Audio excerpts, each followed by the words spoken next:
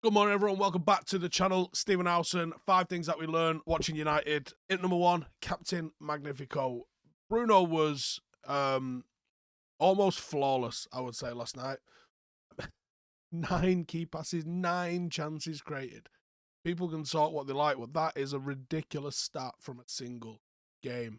One of his best performances in a very long time. Man of the match, driving force behind the team all night long. Energy, endeavour, quality, everything seemed to go through him last night, and it really showed in the key moments in the game. Shown flashes of what we saw of Bruno in those first 50 games that he played for the club, and it was a superb finish to polish it off and come away with a goal for the night. Number 2, Casemiro's class. He's getting better every single week, and it looks easier for him every single week almost as well. It's like once he broke into the side, there was no danger of him keeping it. It's just a case of that he kind of needed to get into the side. But once he's come into it, physicality, edge, just calm is what I would call him. He's just sort of screened the 2 defenders, helps break things up in the centre of the park, and then he keeps it so simple. Very reminiscent of what Roy Keane was about. Later Roy Keane, I would say, actually, because earlier Roy Keane was a genuine box-to-box enigma.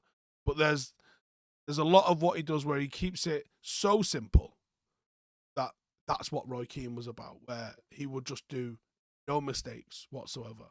He was unlucky not to score one of the best shots of the night, and it's a bit of a surprise how much of a threat he's really been in the final third.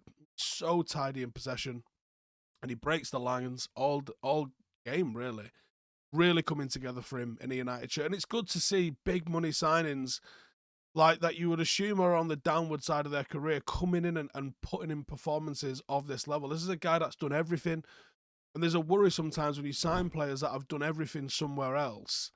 Are they coming to the Premier League for a payday? What's the motivation for him to come to what is essentially almost a mid-table Manchester United side after being, one of the, a third of one of the best midfields that's laced up a pair of boots in the last 10 years. So you question what the motivation is, but the result that we're seeing on the pitch is nothing short of absolute value for money. It's been a joy to watch him settle in and just go about his work in a calm, chilled out, relaxed manner, but he's getting the job done to a high degree of quality that we just haven't seen for a long time in a defensive midfielder in a shirt. And number 3, and yes, Casemiro is helping, but they were doing this before he'd even started for United, and that is defense brick wall. I can't put into words how much I love watching this partnership, and hopefully some people are starting to understand what I was talking about when I was talking about Harry Maguire, both in possession and out of possession, and how he wasn't good enough for United. How his lack of scanning ability really puts us in problems, and how his playing out was nowhere near as good as what people were telling me it is. You can show me all the progression stats that you want. So what does that mean? It doesn't mean anything in the grand scheme of things. What matters is what happens in front of your eyes, and watching Varane, watching Martinez. What I am seeing is genuinely high level. 3 clean sheets in a row in all competitions. The back 4 was outstanding. Luke Shaw and Dalot can be thrown into that as well. Martinez absolutely pocketed Harry Kane, who is in, if it wasn't for Haaland, people have the dicks out for Kane this season because he's playing so well. And him and Son are an absolute threat. But they were both completely non-existent in the game. And Spurs midfield is a good midfield. It wasn't necessarily through a lack of service. It was because they were just dealt with. We're becoming a difficult team to score against. And I sort of touched on this in my review yesterday. When a new manager comes in, very rarely does he get it right at both ends of the park immediately.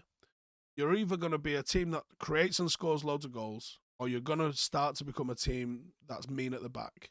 You don't get in first seasons both. You're not going to be like smashing people 4-0 right off the bat, especially with the remnants of the squad that we had.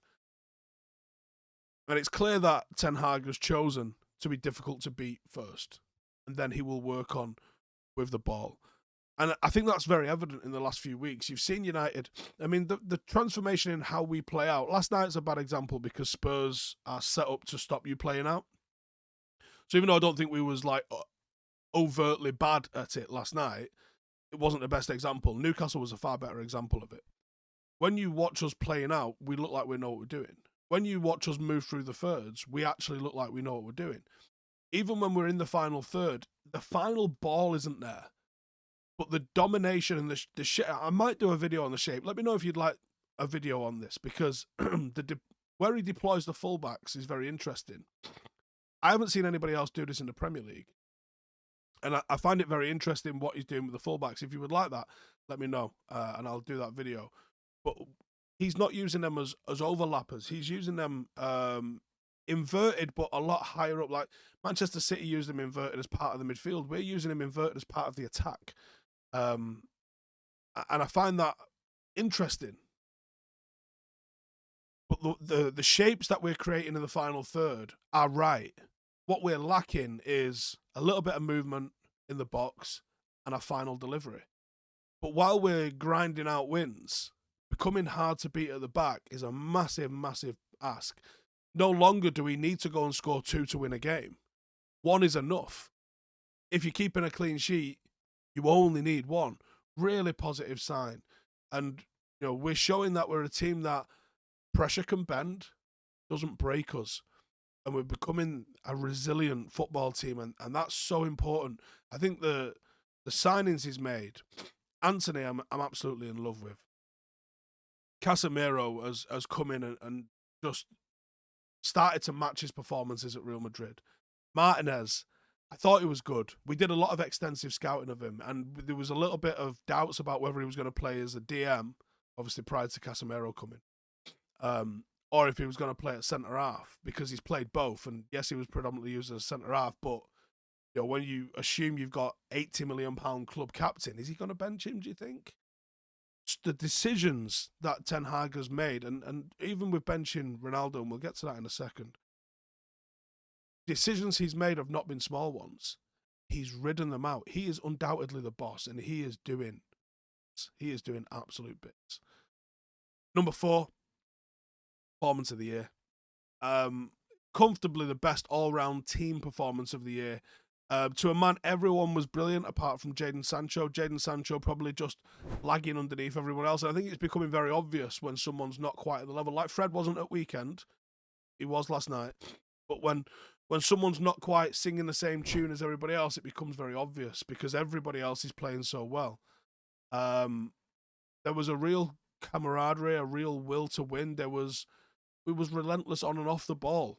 And like I touched on Anthony just a second ago, but you can see Anthony's just sort of hunger all the way throughout his performance.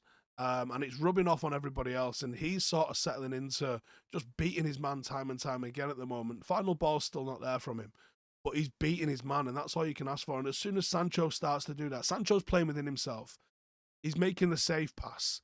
We paid £70 million for you because we want to see the guy that can go and beat people. We could get anybody off the street to play safe passes. That's not why you're paid the big money that you paid, and it's not why the big transfer fee came into you.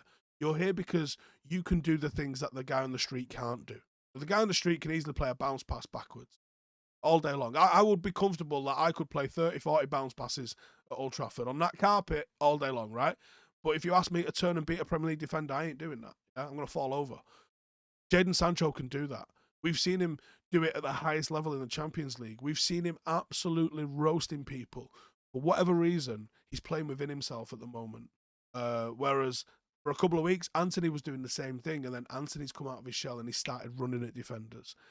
Once Sancho starts running at defenders, it might be over. That might be the final thing that we need from this team, apart from a little bit of depth maybe, up front, to start absolutely smashing teams, because the performances, they're complete performances. They're genuinely, genuinely good. We totally overwhelmed the Spurs team. They were totally shell-shocked throughout the game. Didn't know how to match the intensity of us. We literally just bullied them. It was a joy to watch. Some breathtaking football from United. And usually this season, either the defence or the attackers kind of let us down. But it was one of those games. We haven't had many of them in recent memory where everything came off. Joy to watch. Finally, Ronaldo circus. Cristiano Ronaldo has to know how he comes across in these circumstances. And I empathise with him because this is the greatest of all time. And watching the demise is not enjoyable. No one's happy about this. Messi fans maybe are, but like no one's psyched watching Ronaldo come to an end like this. You know my feelings on this. I would have let him go in the summer. I didn't see the need for keeping him, but I understand that if they wasn't going to bring somebody else in, we were desperately short up front. But an open and honest conversation with Ten Hag might have told you that he had zero plans of playing him. So maybe you'd have saved, it's like $500,000 a week in wages. It's a couple of million a month. A lot of money over the course of the season you didn't have to pay. Whether he goes in January or whether he goes in the summer, he's going. Major talking points. You know what they're like, all the talk sport types and all that. They're talking about this rather than talking about the brilliant performance of the game. And that's sad for me because what Ten Hag has achieved in was that game 11, game 10? In a couple of months deserves praise, deserves talking about, and deserves the accolades that are coming his way. He's doing a brilliant job. And I hope that they back him and continue to back him. Because if he properly shapes this squad in his image, I have every confidence the silverware will follow. That last night was a watershed performance from United. And no longer am I looking at some of the games coming up with a bit of dread. Can't wait for the next game. Hey, thank you for watching the video. If you are new around these parts, then don't forget to subscribe. My channel is proudly supported by my community on Patreon. If you'd like to get a little bit of extra content, a Discord group, meetups, five-a-side games, weekly podcasts, behind the scenes, and even an occasional bit of transfer news as and when I get it, then for the price of a pint, you can show your appreciation for the content that we make and get some goodies for doing so as well. Check the link in the description or click the button right here. You'll also find all of my socials here too if you want to follow me on any of those platforms. Nice one.